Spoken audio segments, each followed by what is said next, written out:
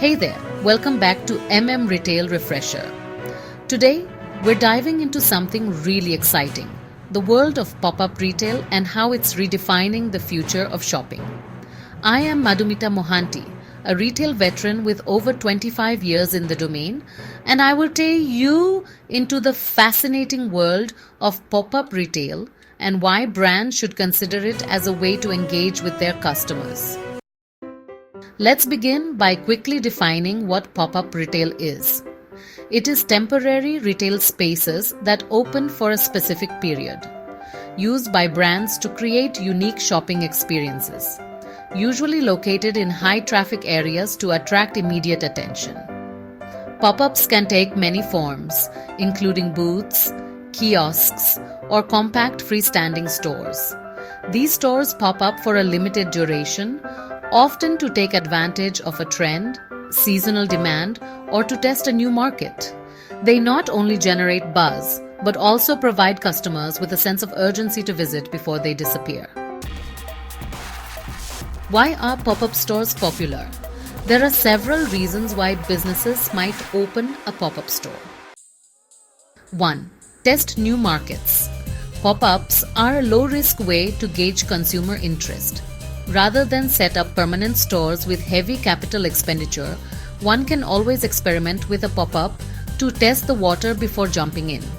When Indian beauty retailer Nykaa started expanding into physical stores, it used pop-up retail stores to gauge interest level and potential in small-town locations before deciding to set up stores there. 2. Boost brand awareness by creating buzz and excitement.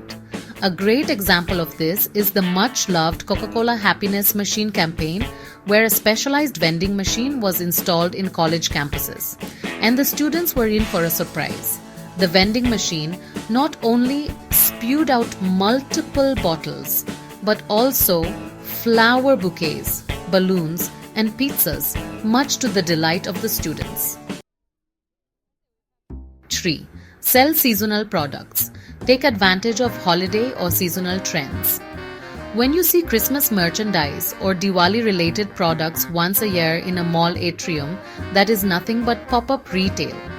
A lot of home businesses use festivals to sell their merchandise, like cakes, cookies, candles, handmade soaps, and more.